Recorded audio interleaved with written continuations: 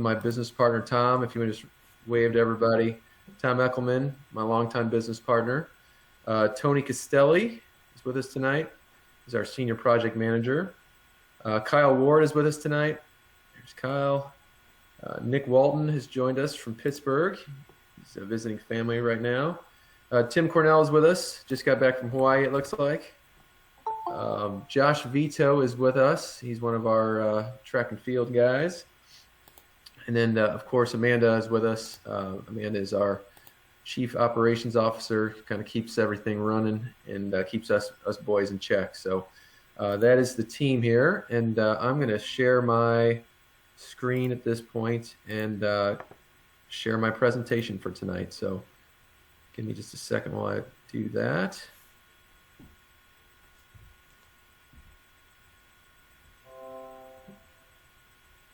All right, there we are. Can everybody see my screen?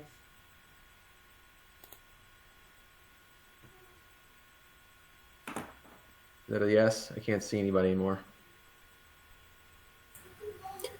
I can see it, Matt. Okay, thank you.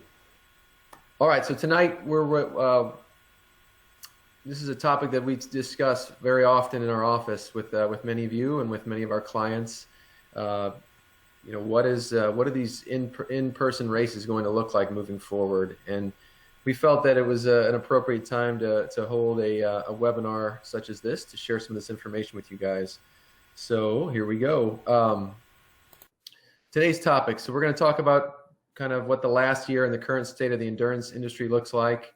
And then we spent a lot of our time talking about the different elements of an in-person race and best practices, things that we have seen over the last year, and things that are happening across the country at races such as the ones you guys put on. And then at the end, we'll talk a little bit about hybrid and virtual races. We'll see how our time is and see how far we can get through that. But I definitely want to leave some time for questions.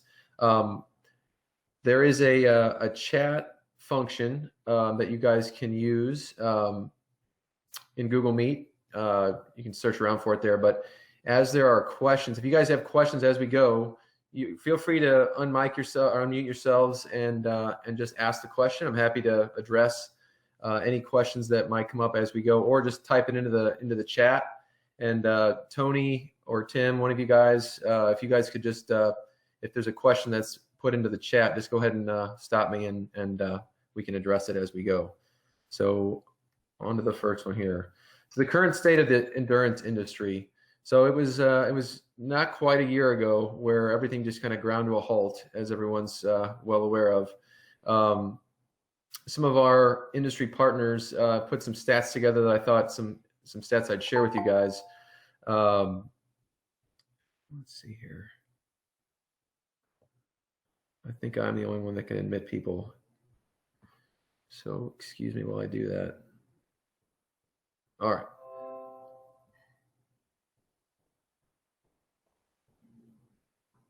Sorry, so our partners at Athlinks. Athlinks is, as you guys know, we host our results on Athlinks, but Athlinks also is the world's largest database of results. So these guys basically crawl the web every weekend, and they literally upload every race in the country to their database. So they have over 350 million results on their database, and they're able to give us some great 50,000 foot views of the industry. So 2019, there were 31,500,000 individual results recorded. And last year, there were 7,200,000. So that's a 77% drop. And it's also important to note that many of those, the vast majority of those 7 million results were from virtual events. So the industry as a whole in person was probably down, I would guess, close to 90% in terms of finishers. But that's the latest from Athlinks. Run Sign Up, who some of you guys use for your registration partner. It's our preferred partner these days. They do an annual report that goes through all their races, and they just came up with these stats. Just came out a couple weeks ago with their 2020 annual report, which I'll send that out afterwards because I think it's a great resource to just kind of see how things have gone. there's a lot of great trends. They do a really nice job of aggregating the data and like making it make sense. But from there, registrations on their platform, which usually accounts for 20 to 30% of the industry, were down 48% year over year. And then 38% of the events that were over 500 participants were outright canceled in 2020. And the majority of those that did go on were almost all virtual. So I'll send that report out to everybody afterwards, because I think it's worth a view. So bottom line, 2020 was one of these guys, a dumpster fire. And there were definitely some positives throughout the year, some things that were happening, but for the most part, we all felt it. It was not a great year for any of us. But there are some very encouraging signs happening right now everywhere. For one thing, more people have been running and walking over the past year than just about ever before. Anecdotally, from our running stores, we had a great year after we were able to reopen. There are more people out running and walking than I've seen in my neighborhood, and those trends have been communicated across the country. The vaccines have been rolling out ahead of schedule. I'm sure many of you saw yesterday, President Biden came out and said that there should be enough vaccines for every adult in the United States by the end of May. Now, that doesn't mean they're going to be able to get needles in arms, but the vaccines are going to be available here way ahead of schedule. And then, as everyone also has been following, COVID numbers have been dropping since mid-December or so, and they're about as low as they've been since last summer. So all that tied together, we've seen local health departments start to loosen up restrictions. Our friends in Kansas City have seen some pretty significant changes in their COVID restrictions in terms of the size of their events. They've in Kansas City, they've dropped the maximum caps on any events, and basically, as long as you have the space for social distancing and mask wearing, you're allowed to have events as large as you can put on, as long as you're safe, obviously. And just here in St. Louis, within the last week, we've been in communication with both county health and in St. Louis City, the St. Louis City Health Department, and they're starting to relax things. So we're actually going to have them out at an event in 2 weeks for the St. Patrick's Day parade run, and the Dr. Eccles from the health department and the deputy mayor are going to come, and they're going to check it out. And if that goes well, they're pretty excited to start allowing larger and larger events to happen. And of course, all the safety protocols will be followed. But there's a lot of good stuff happening right now.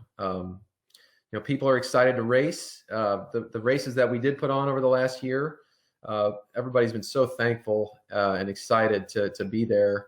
And the anticipation is just bursting at the seams right now. Some good signs to share. Go St. Louis, which is putting on their April marathon weekend, is coming up in a little over a month, and they're sold out, and they're half and they're full, and that happened in a matter of weeks. Now, of course, they're not allowed to have their typical 10 to 12,000 people, but it's they filled up quick, those spots. Another one that I thought was worth sharing is our friends at Mo Cowbell. We looked at their numbers as of March 1, and they're up 300% year over year, and that's against non-COVID numbers. So that's not like that's up through February 28th, and last year February 28th the world was still normal. So there's lots of good signs out there of good things happening. So the bottom line is, if you put on an event, people are going to come.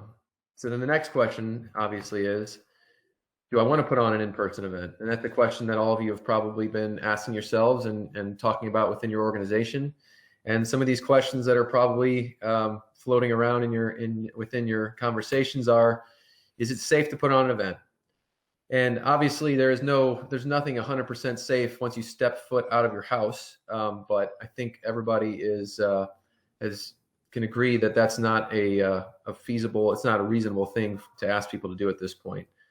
So I would say absolutely these are safe. I would say this is as safe as anything else you may leave your home for. This is safer than going to the grocery store, most definitely safer than going to the gym or going to a restaurant. Being outside is one of the safest places you can be, and obviously all of our events are outside. What's it going to look like? That's another question we get a lot. We get asked a lot, and really the honest answer is it's going to look different. So you need to kind of prepare yourself and your participants for that. We're going to get into what all the differences are. But it is going to be different. And can you even do it? That's another good question. And that's why we're here. That's why we're having this conversation tonight. That's why our project managers at Big River have been helping clients ever since this pandemic began. And yes, you can do it. We're here to help you navigate through this. We've sat on dozens of phone calls with the health department, with local municipalities for permitting, and have walked through lots of race directors through with that. And the number one thing with putting on these events is safety has to be all of our number one priorities. Obviously, we have a huge responsibility to those that come out and participate. We have a huge responsibility to our staffs. We have a huge responsibility to all of the volunteers that come out and help us put on those events. And so that's what we're going to talk about tonight, is a lot of the safety measures that we're going to put in place or recommend. So the elements of an in-person race, we're going to cover 6 of them tonight. We're going to start with permitting, go through kind of the pre-race things that you should be aware of, your start line, what things are going to look like on course, your finish area, and then we'll finish up with volunteers. So starting with permitting, this is the first step of any race. So this is kind of the cardinal rule of race directing, as many of you know, is before you open registration, before you pick out your T-shirt, before you do anything, you need to get a permit, or at least get the initial approvals from those permitting agencies. So now more than ever, it's best to start with your permitting. Find out what those rules are for hosting an in-person event. Whether it's at a park or whether you're going to be working with the municipality, they're going to have answers for you in regards to what the rules are for hosting an event in your area or your city or wherever you're going to be hosting your event. A lot of those permitting agencies are actually they're going to require a safety plan in a lot of cases. But what ends up happening is they're going to pass you off in a lot of cases to the local health department. So both in St. Louis City and St. Louis County and in Kansas City, those are the 3 areas we've been permitting as of late. All of them require a COVID safety plan that has to be looked at and basically approved before they'll even issue the permit. So they won't even take our paperwork in some cases until that COVID safety plan has been approved. So that's a big first step for you. Big River, along with our friends at Super Race Systems in New York, we put together a very thorough return to racing safety plan, and that is what we've been using for a lot of our COVID safety plans that are required. And the feedback from both St. Louis City and St. Louis County was they really like what we put together. It's very thorough. It answers all their questions. In fact, some of them have asked if they can use it for races that contact them from outside the Big River clientele. And so we'll share that with you guys tonight as well, on a follow-up. And that is you guys are welcome to use that as you see fit. You're welcome to make a copy of it and change things around as needed for your permitting folks. And if you work with one of our project managers, feel free to lean on them with questions. And if you need somebody to kind of be there alongside of you when you're reaching out or have a meeting with any of those permitting folks, just count us in. We'll be there.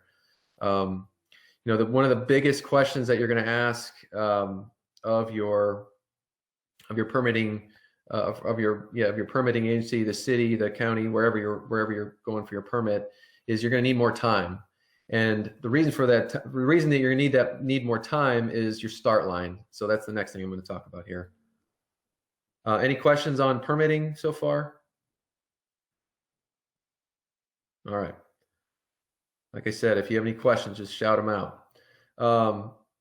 Before we get to the start line. So yeah, so pre-race, a couple of things to keep in mind. We want to try to eliminate as many touch points as possible, and we want to keep people socially distanced every step of the way. Obviously we've all read up on how this COVID is transmitted from person to person, and it's being within close contact and having masks off. And so, everything that we're going to do for our events is going to keep those things in mind. Some different aspects of the race, though, pre-race stuff. Packet pickup. If you can host a packet pickup outside, that is going to be your best bet. Obviously, some days and some times of the year makes that a little bit more of a challenge. But you want to give them everything that you can, and if you can eliminate a touch point down the road, now is that packet pickup is a good time to do it. So things that you can include: the bib, the usual stuff, the bib, timing chip, the T-shirt, any handouts. But you can also give away. You can give the finisher medal away if you're doing medals. If it's a longer race and you're going to have and you're usually plan on offering a gel or something, you can give that to them ahead of time, and just invite them to bring it with them during their run. We've tried to eliminate race day packet pickup at least as much as possible. So that means encouraging people to come to the packet pickup beforehand. The idea is to try to eliminate lines wherever you can. Some other things that we have been altered. No bag drop, and that typically is for like you're doing a point-to-point race. If you're doing a longer event, some events have historically had a bag drop. It's just another touch point, so we've done away with that. Water stations is another question that we get. How do you do a water station? Well, honestly, if it's 5K or less, we recommend not doing one, and encouraging people to bring their own water. So if you're not going to have a water station, obviously that kind of falls into the communication. It's a big thing that you'll need to communicate. Communications are even more important. They were important before, but now they're even more important because things like that are going to need to be relayed to your race participants. If it is a longer race, we'll talk a little bit about what that may look like, a water station may look like. But again, if it's 5K or less, most people can go run 3 miles without water. So it's not like this is a big ask of folks. Award ceremonies, those have also gone away for a couple of reasons, but I guess the major one is that you don't want to have people, congregating in mass at any one point, and essentially that's what an award ceremony is. Everybody sticks around to see who won, to get their awards, and so what we want to do is eliminate those if we can. Not if we can, but we eliminated those. So what that means is, what we've done with ours is we've had pickups at the store afterwards. Like on Monday, we drop off the awards report with all the awards, and people have a week or two to come in and pick them up. And then if anybody that hasn't come in after 2 weeks, we'll mail them out. For one of our events that we said, if you live outside of St. Louis County or St. Louis City, that we would mail it to you. So that's just something, again, that you'll need to communicate ahead of time. Signage, lots of signage. We had these up. This is the Macklin Mile that we did back in July. And we had these signs, these mask up signs and social distancing signs at basically everywhere, and anywhere somebody would enter the footprint of the start or finish areas. We had these signs there to remind them that we need them to adhere to these protocols. Temperature screenings. That's something that we've done at a few events this year. We have an event coming up at the end of March, so at the end of this month, at Creve Coeur Lake, and the county is requiring us to do temperature screenings. We've done a lot of research on this, and a lot of the fever is one symptom of COVID. So it's not going to catch. It's not a catch-all, but it is another layer of protection that you can offer your participants and your volunteers. So that may or may not be something that you're is required of you, but that's just, it's something that we've done kind of part of the time, but not all the time. Another thing here, pre-race would be a self-reporting symptom check. Is there a question? Matt, can you just click hide on that link there so you can see the whole slide? Oh, sure. I wasn't sure if everybody saw that. Yep. Yeah. Then the last one I had on here was self-reporting symptom checks, and we did this for Macklin Mile. We've done this for most of our events, and this is basically we send out kind of a survey the day before, the day of, typically the day before, and it's basically we've done physical paper where they had to print it out and answer all the questions like, have you been around anyone that's tested positive in the last 14 days? Do you have any symptoms? Basically it's a questionnaire that they can self-check symptoms, and if they say yes to any of those questions, then at the bottom it says if you've answered yes to any of these, please don't come. And these, I'm not sure. There was a question when you guys registered. You entered some questions there, and somebody asked if these were necessary. I have mixed emotions on them. I think it's another layer of safety that you can provide, but anybody that has kids or has goes to work and has to answer these things every day, everybody just clicks yes on all of them and signs it and gets done with it. So I don't know if these are necessary. It's definitely something that if you want to really go all out and really show your participants you're keeping track of everybody, this is one way to do it. And yeah, so these are a lot of the pre-race things that we've looked at. Hey Matt, can I jump in one? So the survey that Matt just talked about, we do have a copy of that. We use Google. It's an easy platform to use, and it's very easy to copy. So I've shared that with a couple of the races that I have coming up. We're happy to do it for anyone else. So we just create a copy of our form for you, share it with you, and it would be yours to use instead of having to come up with something from scratch.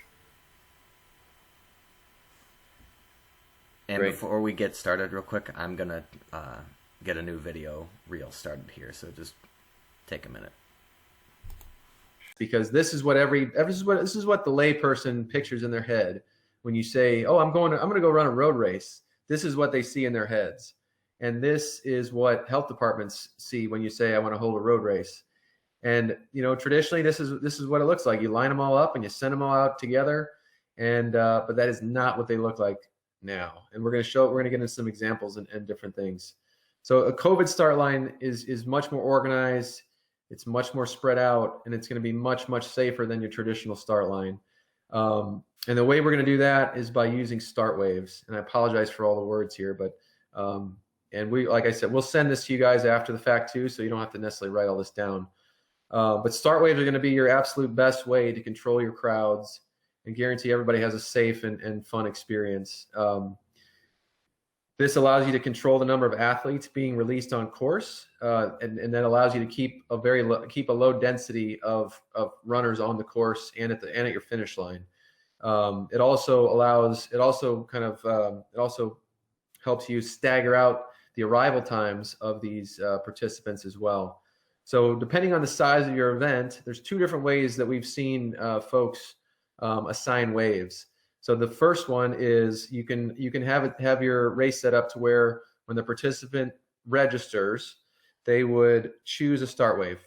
And so let's just use, if it is an 8 a.m. start, and let's say we're doing 10-minute start waves. So they would register, and during that registration process, they could choose a start wave 8, 8:10, 8:20, 8:30, 8:40, 8:50, 9 o'clock, etc. And when we set up that registration, we can limit the number of space available in each of those start waves. So those waves that we've been working with since the beginning of the pandemic have ranged anywhere from like 25 to 60, 50 to 60. We're working with some events in Kansas City that are a little bit more larger scale. They're going to be looking at doing 150 to 200 per wave. And we'll talk a little bit about that in a few slides here. But really the wave size is dependent on three things. How much space do you have at that starting line at the area? where we work with the Hospital Hill Run in Kansas City. And Lisa, the race director, and I were on a call the other day, and we had Google Earth open, and they have a 6-lane wide street. It's 60 feet wide, and they've got about 400 feet of space behind that start line. So they have a absolute ton of space. And just next door to there, they've got a park that could probably hold 3,000 to 4,000 people at one time with 36 square feet per person. We're not going to have that many there at one time, but that's one of the aspects that we're taking into effect with how big these start waves can be.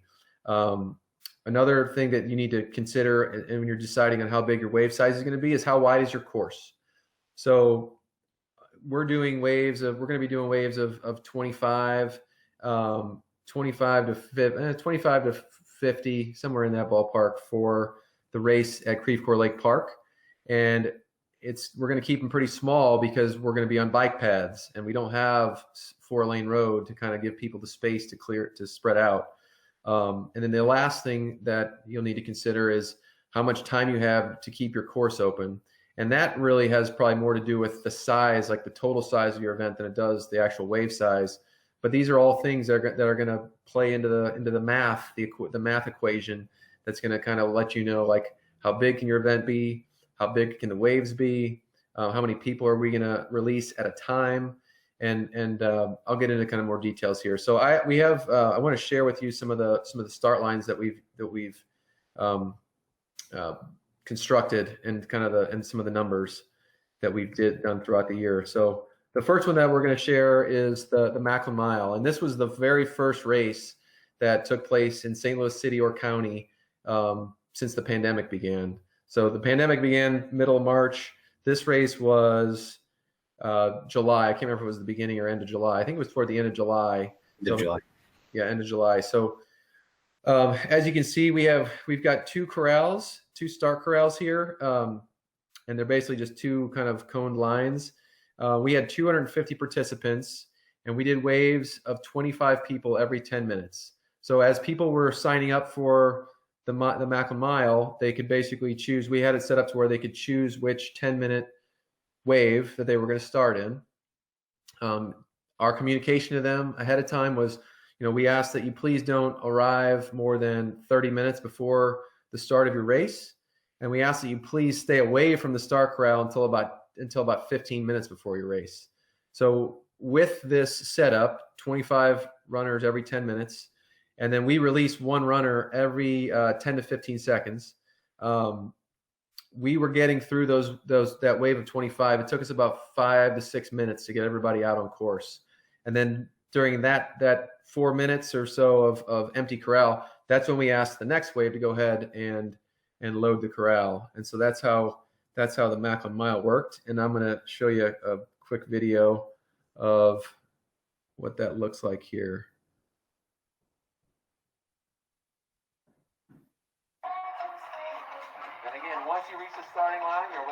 So you can kind of see what it looked like. We asked people to keep their distance from each other in the corrals. The cones were actually spaced 6 feet apart, 8 feet apart or so. And there's Tim. But basically, yeah, we would send one person out, and we put a cone about 100 yards out. And when the person hit that cone, that's when the next person was allowed to start. So you can see the person in line then walks up. The next person in line walks up to the corral, and that is when they would be asked to start. Now, I'll say this: we were extremely conservative with this first race. I mean, we really didn't know what to expect. We wanted to make sure that everybody was safe. We could have probably doubled the amount of people we did, or sent them out more quickly behind each other. But again, like, this was the first one out of the gates. We wanted to make sure we didn't mess anything up for races behind us. I know the health department was, or at least the park had people out keeping an eye on things. And then as we kind of progressed throughout into the year, this is another event that we put on. This is the Innsbruck Half Marathon. This one was in November. So this one we had 725 participants, which at the time was probably the biggest event in Missouri that had happened. And so you can see some differences here. So instead of doing 2 corrals, we did, or 2 kind of lines of corrals and cones. We had stickers that we put on, decals on the ground. You can see those blue dots. And basically we were doing 50 to 55 runners at a time. And this was enough space to fit all 50 to 55 runners. And so every 10 minutes we would invite the next wave to come enter the corral. And we just said, please, move as close to the starting line and find an empty blue dot. You can see we had chalk marks to kind of show them the direction that we wanted them to travel. And our start line was open for 2 hours. So that's why this race was as large as it was. We were able to spread everybody out. People were arriving all morning. So over the course of about 2.5 hours, we had people showing up, and not everybody at once, but like the first wave would arrive and the second wave arrived a few minutes later. And it was a really, it was a very calm day. We got done with it and we felt really good about things. We sent out a post-race survey, and 100% of the survey came back. There was a question that asked, were the safety protocols adequate? Did you feel safe during your time at the event? And 100% of the folks that took the survey said that they felt safe at the event, which was, that felt really good that was really good for us. We felt really good about that. I mean, that was the goal, but what we see and what other people see, could be different. But in this case, everybody was on the same page. It was, everybody felt good and safe about the morning. Does anybody have any questions on this?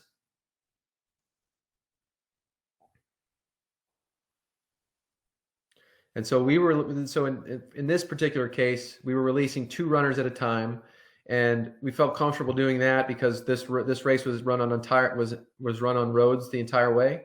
So we had at least 2 lanes of traffic throughout the entire course, gave people plenty of space to pass, plenty of space to run around folks if they needed to.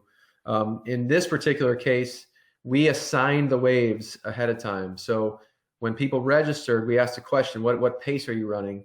And then about 3 weeks out, we downloaded the spreadsheet of the registrants, and we sorted it by fastest to slowest, and had our fastest wave go out first, our slowest wave go out last, and just kind of and put everybody else in the middle according to pace.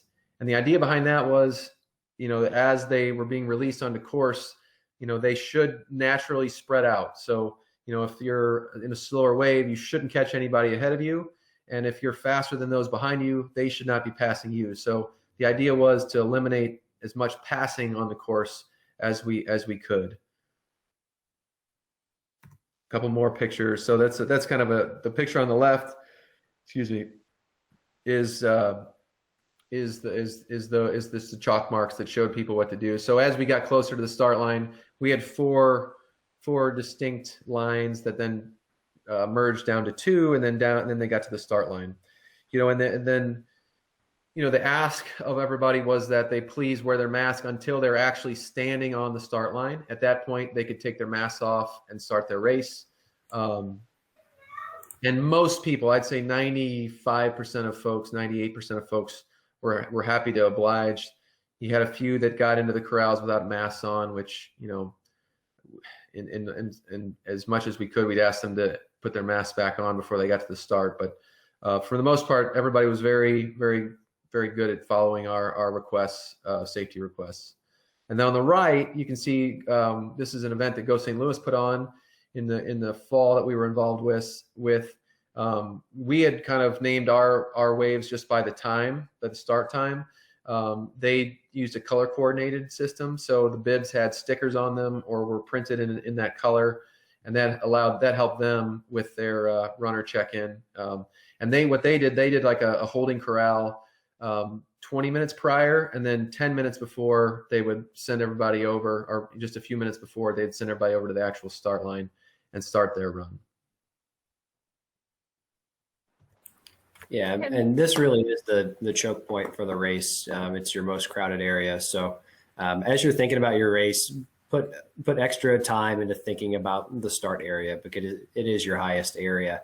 And many of you will have to redesign, kind of what your courses look like with separate start lines and separate finish lines. But this is where we would suggest putting a ton of time and thought into.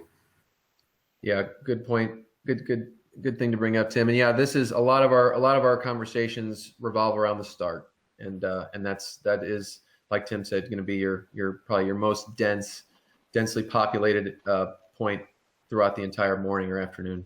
Yeah, one thing that did help us at both the events that you've seen, Innsbruck and Macklin Mile, we had really big parking lots that we could work with for the start area. And so it may take some realigning of what your race looks like, but having that gigantic area made these races possible.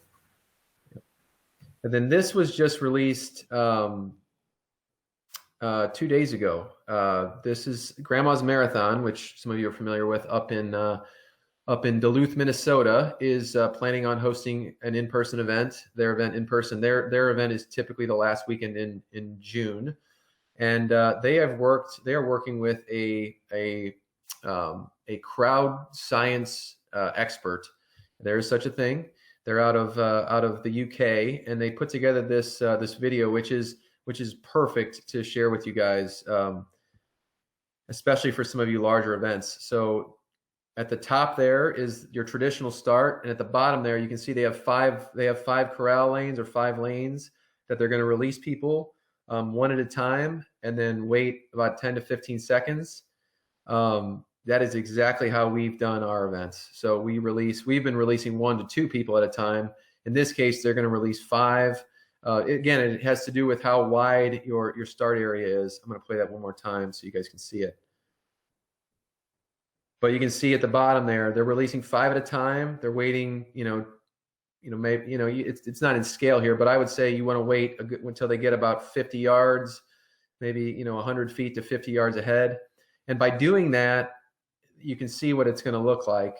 The top would be your traditional finish line, and the bottom being a much more low density of finishers. And I can tell you, our finish lines that have only been, with the numbers that we've shared with you tonight, we were seeing, like for the Innsbruck race, for instance. I'll go back there real quick. The Innsbruck race, for instance, the finish line, we did some number crunching, and the most dense hour of finishers, we had 208 finishers. That was our highest number of finishers in 1 hour. And if you do the math, 208 finishers divided by 60 minutes, it's 3.5 participants per minute, 3.5 participants per minute. So that was like 1 participant every 17 seconds. And if you really get geeky with the math, that's about 150 feet if you're running 10-minute pace. So that was plenty of time for people to cross the finish line, kind of gather themselves, and then kind of go through the finish chute, and not be, on top of someone else. Matt, I have a quick question, if you don't mind. This is Sarah again. Have you guys done or gotten any input on how to handle family units? Our event is a very family-oriented event where you have, a whole spectrum of ages. And because they're not going to let their 5-year-old go take off by themselves. Sure. Have you? Yeah. We've been very understanding in regards to that. So like our announcer would say, like, hey, if you're running with someone you live with, you're welcome to start with them. So yeah, that has not been. It's just that's not a big deal. It's more of a common sense thing. We've kind of said that, like, if you live under the same roof, you're welcome to start with any of those folks at the same time. And then for those waves where, let's say, it's a husband and a wife, and one runs 8-minute pace and one runs 7-minute pace, and they're in different waves, or those maybe aren't realistic numbers, but maybe 8 and 9-minute pace. We've allowed folks to drop back, but maybe not go forward in terms of the wave they start in. So that's a very common question of, like, hey, I want to run with this person, but we're in different waves. We say, well, you can go back. So if you're in the 730 wave and the next person's in the 750 wave, you can drop back and both run in the 750 wave. So that's how we've handled that question. So a few things to share. Any more questions on the start? This is where like I said, this is where a lot of the questions we get from our race directors comes from. All right. Matt, Amanda Schaub just asked a question in the chat. Yep. Just share that. Yeah. If you could shake your magic ball, do you think we will still have to deal with this in October? Oof, that's a good question. I think there's a couple of things with that. I think one, it may have to do with where you live. So, whether you're in St. Louis City, St. Louis County, St. Charles County, a surrounding county, or if you're in another state, we have some folks that have, we've got some folks from Iowa tonight and Kansas tonight. It'll probably have to do with your local municipality. And I think the other thing to kind of keep in mind is where your participants are, in terms of their comfort level. So, I don't know if everybody's going to be ready to be jammed into a corral with 1,000 people come this fall. I think that's a lot of that's going to be dictated by how the next 3 or 4 months go with these vaccine rollouts, how the COVID numbers look. That's a good question. My crystal ball, I would think that we would be able to start people in the fall. I would guess we would probably do waves, but probably start them closer together and allow them to be much larger. But that's just a total shot in the dark. It's a total guess. That's a good question though. All right, so on to course. So not a whole lot to share on course here. We talked about water stops already. If you do have an aid stations though, so for events that are, maybe a 10K or a half marathon or a full marathon, what we did at the Innsbruck half marathon was we made those self-serve. We felt it was the safest way to protect both the participants and the volunteers. So, our instructions to our volunteers were, please do not hand anything out to the volunteers. Don't hand them a water bottle. Don't hand them a gel. And we let everybody know ahead of time, hey, when you get to a water station, they're just going to be sitting stuff. We did 6-ounce plastic bottles. We let them know, hey, they're sitting out on a table, just help yourself.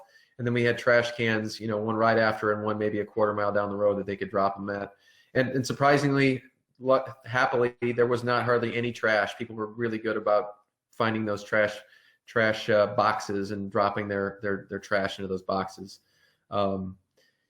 We on course, as people were, before we sent off each wave, we kind of had like a little checklist of safety reminders that we gave each wave.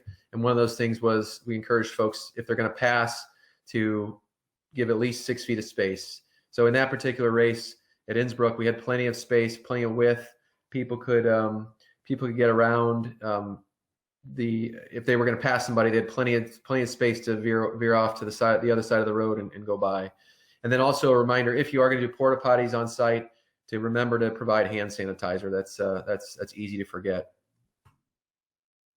All right, finish areas. This is the next most densely populated area that you're gonna run into when putting on an event. This is a great schematic that was shared to us by a group out of Colorado, and this is also part of our safety plan that we'll share with you guys. So you'll get a copy of this. But you want to obviously choose a space that has an area that has a lot of space. So big parking lots make a lot of sense. Wide streets make a lot of sense. And in this particular case, and what is recommended is you want to have like a 50 foot or so of kind of recovery zone. This is just a space where people can kind of, cross the finish line, put their hands on their knees, catch their breath, collect themselves. And then as they get up, everybody is asked to carry a mask with them. And at this point, it's up to you guys. We've basically asked them that as they leave the start of the finish corral, that they put their masks back on. But after, again, so I kind of jumped ahead, but as they cross into that recovery zone, then what we've done is give them 2 options to go left or right. And then we have the tables kind of a little bit further down the road or down the corral. And on those tables, we've had medals sitting out. They'd pick up a medal on their own, or they'd pick up a water bottle, or they'd pick up, a small bag of food. And so again, our volunteers at the finish line were only there to restock things. They were not handing out medals. They were not handing out bottles of water. They were not handing out bags of food. They were there to basically replenish what was taken off the table. So our volunteers were really, and they stayed behind the table. They really were never within 6 foot of any of our finishers. And I think that just needs to be part of the communication with volunteers, which is kind of the next section I'll get to. But, we asked, again, from the very beginning, we owe this to the volunteers and our staffs as well to keep them safe. And so giving them that space and letting them know that it's okay. They don't have to hand out the medals. They don't have to hand out bottles of water. Really, they're there just to make sure that there's something on the table for them. And I'll say this too about the number of volunteers that you need. You don't need as many as you did in the past. So, in the old days where you have but in the pre-COVID era, when you have 1,000 people crossing the finish line over the course of, 20 or 30 minutes, you need a lot more bodies to keep those water tables stocked and handing out medals and things like that. And now with the density being so much lower, the number of runners coming through the finish area is much lower, which means you don't have to have, the medals and the bottles aren't getting picked up as quickly as they were in the past. So just something to keep in mind. You're not going to need as many volunteers as you have in the past, which is a good thing. A few more things. So this is a picture that we took at the Go St. Louis event in October, and they had their food bags pre-stuffed. So if you look closely, you can see there's beer in there. There was a beer in each of them. They had their fruit, their chips, a cookie or two, and then their finisher medal was in there. So they pre-packed all these at their office before the race, and as people were finishing up, they would just grab a bag and go out to their car, and if they're with a friend, they may share a sit under a tree and do that together, eat their food together and talk about the race. And some people just went to their cars and drove home. But what this does, it allows people to move through quickly without people backing up and creating lines and creating density. Volunteers. Oh, yeah, go ahead with questions. Matt, just out of curiosity, how were those hooked to the barricade there? Just to give some larger events kind of on the horizon. So currently there's two types of events happening: virtual and in person. And virtual was kind of dominated 2020. We're seeing the comeback of in-person events, but the best of both worlds is what we call a hybrid race. So most of the events that we're working with now that are planning on coming back in person are also offering a virtual event. There's lots of reasons why this makes sense. I do think that this is going to be the future of races for at least the next 18 to 24 months, and possibly longer, probably longer. And that means offering both in-person and virtual options. But it gives you a lot of, for one, it allows you to meet your customers where they're comfortable. There are going to be people that are not going to be comfortable coming out to an in-person event for quite some time. It might be a year, it might be 2 years, it might be when the numbers are so low that it's statistically impossible to get COVID. But there are going to be people that aren't going to want to come out, but they're going to want to be a part of your event, and that's where the virtual aspect comes into play. This gives both you and your participants flexibility in dealing with the pandemic. And going back to this real quickly, I'm getting pretty close to the end here, just so you're aware. This also gives you the flexibility of, if your event, and hopefully this is all behind us, but let's just say COVID numbers go back up and we're forced to cancel events again. By having this virtual event option as part of your event, it gives you the flexibility of offering that as a if we can't run in person, we're going to move you over to the virtual. Some races are deciding that if you register, you're either going to be in person, or if we can't do that, you're going to be virtual. Some are offering refunds, but if you do have that virtual component, you do have the ability to switch people over to it if by chance, again, I don't think this is going to happen again, hopefully, but if you are forced to cancel, you have the ability to move folks over to that virtual. Offering flexible registration options is important. 2020, with all the cancellations that happened in the first half of the year, it made a lot of people gun shy about signing up, especially far out. So if you I think being transparent with what's going to happen with their registration is a really important aspect of putting on a race in the future. Letting them know what your options are if the race doesn't happen, options if they test positive. Having that all spelled out is a good practice to have.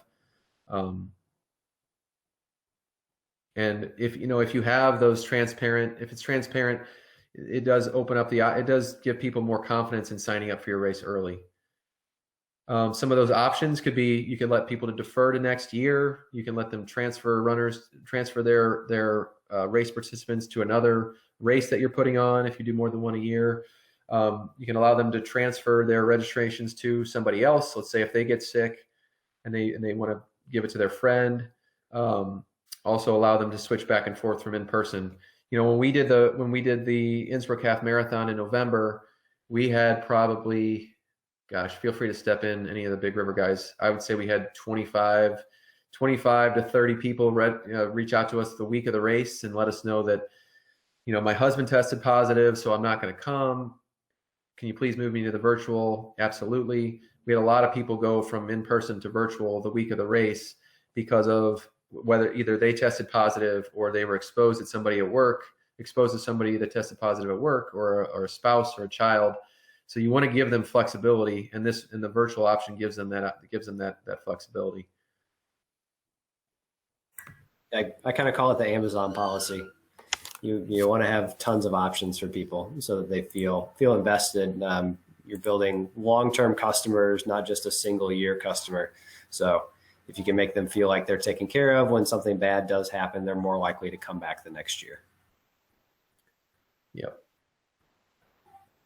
Yeah, some other things that are a good idea to share on your website is share your COVID safety plan. That the only thing that's going to do is help build confidence in your in-person event. Clearly communicate your registration policy. Let them know their money's safe with a lot of the things we just discussed.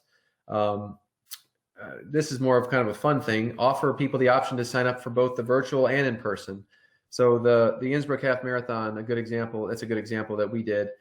You could run the in-person half marathon and you could run the virtual half marathon. And if you did both, we called it the Innsbruck Marathon, and they got another little piece of swag. So, we had probably about 40 people. So maybe, what is that? About 5% sign up for both. That was a nice little bump of revenue, and they had fun doing both and having a marathon time.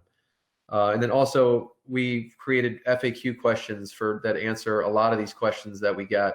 Basically, anytime we got a question through the email, we would add it to our FAQ question for people to check out, because there's a lot more questions now with dealing with COVID, and having those on your website. It's just one less email, one less call that you may get with a question from a participant. So that's the end. Okay, go ahead, Tim. Yeah, just to expound on the virtual option, many of you had a run sign up challenge involved with your virtual race, and it's going to be a great thing to carry over into future years. It's a way to engage your participants over a longer period of time. So last year we came up with the Macklin Marathon that led up to either the virtual Macklin Mile or the physical Macklin Mile. And we created kind of a coaster that your finisher medal could sit inside of. It was just a small upcharge on the registration, and it really gave them an opportunity to go ahead and build their fitness over the course of the month and train for the Macklin Mile or have something to focus on. And we found that it was pretty successful. I can't remember the exact numbers right now. But for a period of time, about half of our registrations once we announced it, about half of our registrations were for the Macklin Marathon and Mile combined, and not just one or the other. So easy way to combine your virtual and physical runs. Yep. Oh, thanks for sharing that, Tim. Yeah, so that's the end of my slide deck. That's my email, and you guys obviously have contact information for your project managers. Feel free to reach out to those guys anytime, and myself as well. Feel free to reach out anytime. Actually, I'm going to try to get back to joining you guys here. Yeah, Matt, we've got a question about an FAQ page, whether they need to build their own or if we can share ours. Yeah, so you guys are welcome to copy and paste from from any of our websites. You're not going to hurt our feelings. The InnsbruckHalf.com had quite a bit of safety questions and things on there. The McLemile also has quite a bit of FAQs that address both virtual and in-person safety stuff. But yeah, feel free to use any of those things on your websites. We're happy to offer those up. I'm happy to field questions here for the next few minutes if anybody has anything they want to throw out there.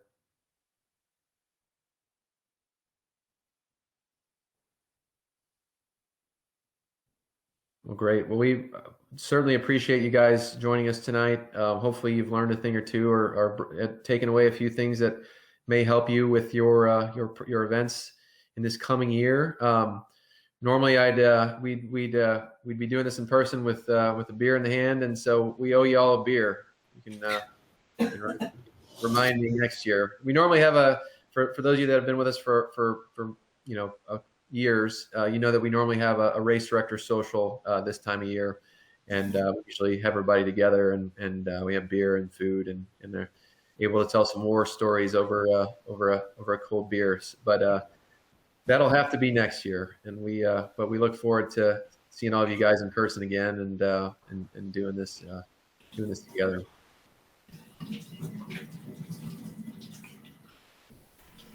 All right. Well, so what we're going to do here then is we're going to send out. We'll send out an email probably tomorrow that'll have a link to the Run Sign Up annual report. Lots of good stuff to see in there. We'll send a link out to our COVID safety plan that you're welcome to copy, paste, utilize it however you see fit. We'll include the COVID self-check survey that Tim talked about, and then we'll also include the PowerPoint slides that I shared tonight. So lots of goodies in your inbox in the next 24 hours. And again, if you guys, we're here to help. I want to tip my hat to my team for putting up with a crazy last year. It's not a great place. Owning a mass event, a large events company during a pandemic is not an ideal work situation. But these guys came to work hard every day, and we figured out ways to keep the lights on, putting on our own virtual events, putting on a few in-person events, helping you guys out with your virtual events and your in-person events. And we thank you for that opportunity to help us keep our lights on. And I'm proud to say that we're probably one of the largest. I think we are the largest time company in the country that did not lay anyone off. So we have our full team that made it through the pandemic together, and I'm pretty confident we're going to make it through this. And again, that's all thanks to you guys for continuing on and putting on your events one way or another. So thank you.